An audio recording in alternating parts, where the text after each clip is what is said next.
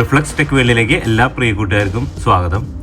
ഇതിപ്പോൾ നമ്മൾ തിയേറ്റർ ചെയ്തോണ്ട് ഇതിൽ മൊത്തം കളർ കോമ്പിനേഷൻ, അതായത് ഇപ്പോൾ സൗണ്ട് പ്രൂഫിന് ചെയ്താണ് കളർ കോമ്പിനേഷൻ കസ്റ്റമറുടെ ഇഷ്ടത്തിനനുസരിച്ചാണ് നമ്മൾ ചെയ്തിരിക്കുന്നത്. അതായത് ഗ്രീനും ചെറിയൊരു ആഷും പോലെയായിട്ടാണ് ചെയ്തിരിക്കുന്നത്.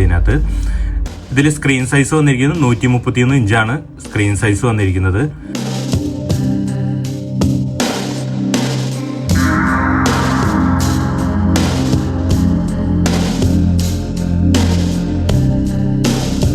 പ്രൊജക്ടർ നമ്മൾ ഉപയോഗിച്ചിരിക്കുന്നത് സെബ്രോണിക്കിൻ്റെയാണ്. ഏകദേശം 200 ഇഞ്ച് സ്ക്രീൻ വരെ വൈഡ് ചെയ്യാവുന്ന രീതിയിലാണ് നമ്മൾ പ്രൊജക്ടർ എടുത്തിരിക്കുന്നത്.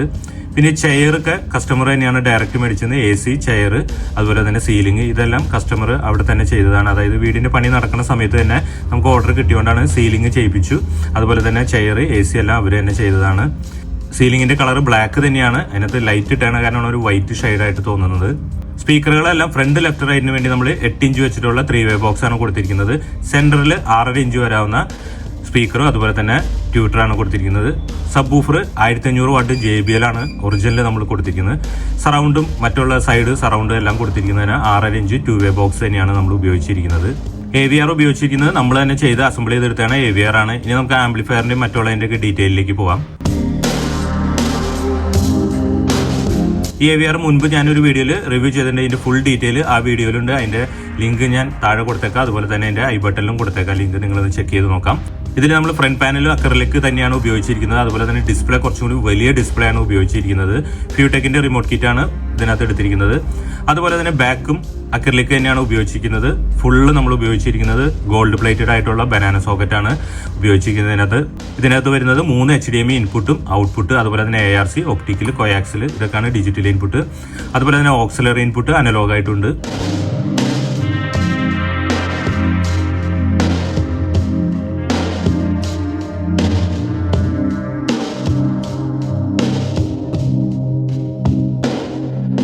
ഇതിൽ നമ്മൾ 5 ചാനലിന് വേണ്ടി ഉപയോഗിച്ചിരിക്കുന്നത് 5200-1943 വരുന്ന പെയറാണ് ഉപയോഗിച്ചിരിക്കുന്നത്. ഏകദേശം ഒരു 100-110 വാട്ടോളം നമുക്ക് ലഭിക്കും.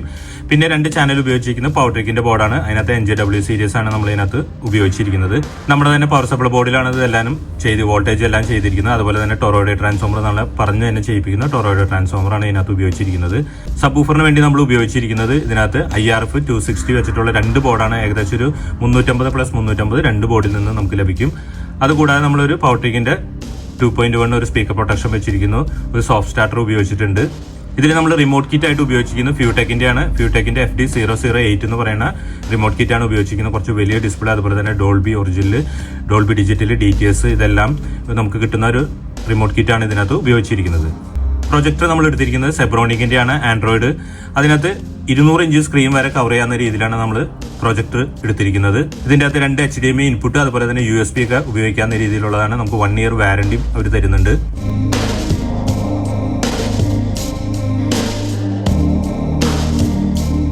സബ് വൂഫർ നമ്മൾ എടുത്തിരിക്കുന്നത് JBLന്റെ ഒറിജിനൽ 1500 വാട്ട് 12 ഇഞ്ചാണ്. അത് പറയാൻ കാര്യം എന്ന് വെച്ചാൽ ഇത് കോപ്പി വരുന്നുണ്ട്, ഡ്യൂപ്ലിക്കേറ്റ് വരുന്നുണ്ട്. നമ്മൾ ഇതിനകത്ത് ഒറിജിനലാണ് എടുത്തിരിക്കുന്നത്.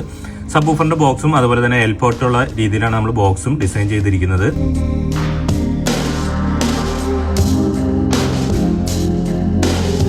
ഫ്രണ്ട് ലെഫ്റ്റ് റൈറ്റിന് വേണ്ടി നമ്മൾ എടുത്തിരിക്കുന്നത് 3-way ബോക്സ് ആണ്. അതിനകത്ത് വന്നിരിക്കുന്ന ഒരു സിൽക്ക് ഡോം ചൂട്ടർ ഉപയോഗിച്ചിട്ടുണ്ട്. 5 ഇഞ്ച് 5.5 ഇഞ്ച് വരാവുന്ന ഒരു മിഡ് റേഞ്ച് ഉപയോഗിച്ചിരിക്കുന്നത്. 8 ഇഞ്ച് വരാവുന്ന നമ്മളൊരു ഊഫറും കൂടി ഇതിനകത്ത് കൊടുത്തിരിക്കുന്നത്. 3-way ആയിട്ടാണ്. 3-way ക്രോസ് ഓവറും അതുപോലെ തന്നെ 3-way ലെഫ്റ്റ് റൈറ്റ് ബോക്സ് വരാവുന്ന രീതിയിലാണ് നമ്മൾ ഉപയോഗിച്ചിരിക്കുന്നത്.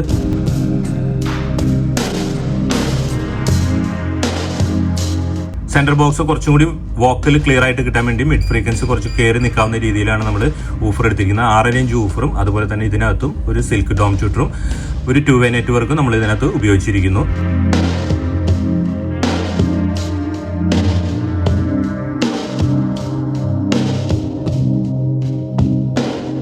സറൗണ്ടിന് വേണ്ടി, അതായത് സറൗണ്ട് ബാക്ക്, സറൗണ്ട് സൈഡിന് വേണ്ടി നമ്മൾ ഉപയോഗിച്ചിരിക്കുന്നത് ടേപ്പർ ചെയ്ത ബോക്സ് ആണ്. അതായത് തിയേറ്റർ ടൈപ്പിൽ ഉപയോഗിക്കുന്ന ചെരിഞ്ഞ ബോക്സ് ആണ് ഉപയോഗിച്ചിരിക്കുന്നത്. അതിനകത്ത് സെയിം തന്നെ 6.5 ഇഞ്ച് വരാവുന്ന ഊഫറും അതുപോലെ തന്നെ സിൽക്ക് ഡോം ട്യൂട്ടറാണ് 2-way ആയിട്ട് ഉപയോഗിച്ചിരിക്കുന്നത്. പുറകിൽ 2 സ്പീക്കർ ബാക്കും കൊടുത്തിട്ടുണ്ട്. സൈഡിലും നമ്മൾ സറൗണ്ട് ആയിട്ടും ഉപയോഗിച്ചിട്ടുണ്ട്. ആ രീതിയിലാണ് ഈ ബോക്സ് ചെരിഞ്ഞ രീതിയിൽ ചെയ്തെടുത്തിരിക്കുന്നത്.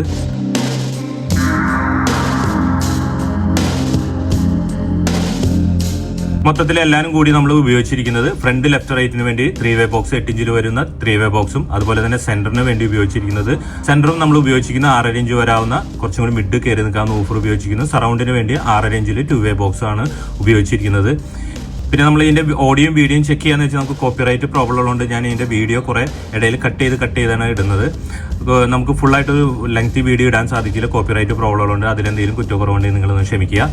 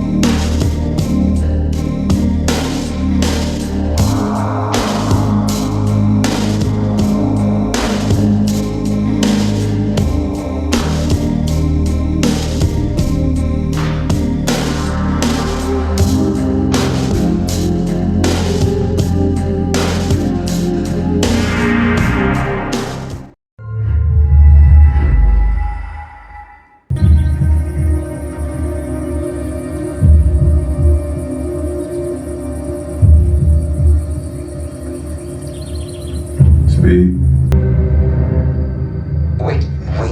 Civilian in play, I repeat, civilian in play.